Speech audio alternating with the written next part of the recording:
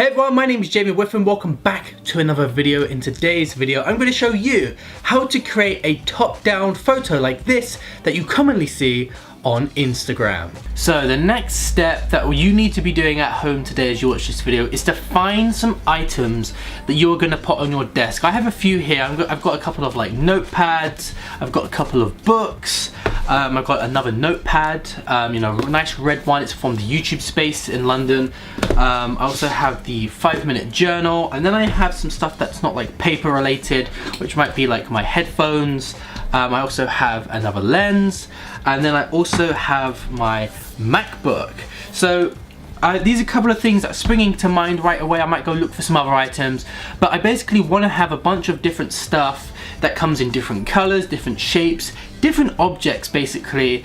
If you're going for a theme, if you're going for all like camera equipment for example, or if you're going all about makeup or all about plants, whatever it may be, then obviously you can group things together. But for me right now, I'm just thinking what it is I'm going to be doing. I'm going to make a variety of different stuff, maybe a mouse, I don't know. But this is what I'm going to do. Just find some stuff in your house that you want to have in your top-down photo, organize them into categories, and then maybe go through there and make different kinds of backdrops, I guess, in a way, different desks that you want to have taken photos of, so you have a sort of a variety. I guess you can do a random one as well, but these are sort of the items that I'm going to be going for. Alright, so what I'm going to do is I'm going to take this tripod that you're on right now and I'm going to change it into the downward facing style that I need for this tripod.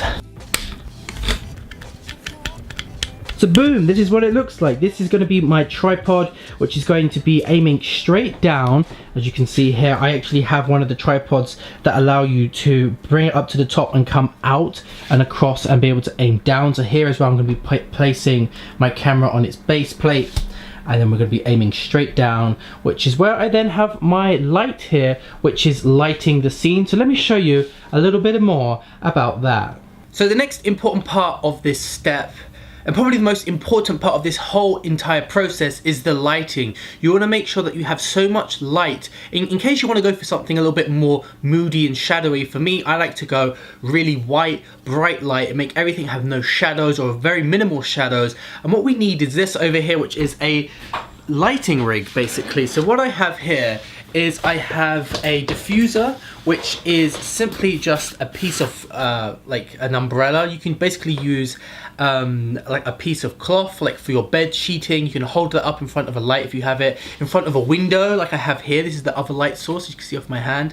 You can diffuse this because it will just give it that nice soft edge and take away the sort of like the hard sharpness of the shadows. Now on the back here, if I turn this off real quick, you can see that I'm just having this be clamped on with the umbrella. If I bring that along like so, you can see that this here was just used with a clamp. This was going through here and we're just holding on. So I've taken that off, and basically what you're left with is just a simple panel.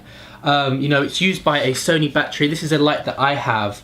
And it's pretty great. I find this is very good. This is what I use for most of my videos. I tend to just use one light and try and use a reflector or something to reflect the light from the opposite side to help fill it out. I like shadow sometimes on more one side than the other. And basically this light can go different colors. I don't know if you can see that on the screen. If I turn it down, you might be able to see. But we can go like very warm colors. You can see the lights are changing there.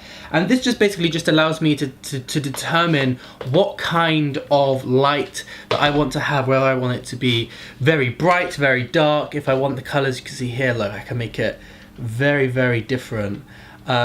And well, to be honest, I just think it's great to have a light like that you can really change around when it comes to these kind of photos. So for me, because I'm having a white desktop, I would like to have it also be like daylight setting, and so I'll just turn that down to say something like that. And so for me, that's what I'm going to do in this video. For you, if you have like a wooden desktop, sometimes that's a little bit nicer to have a bit of a also cooler temperature, because I feel like it just has that nice contrast between the sort of like the darker, warmer wood and then the lighter, cooler color. It's totally up to you. Obviously, everything's going to be different depending on what it is that you're also shooting with the objects.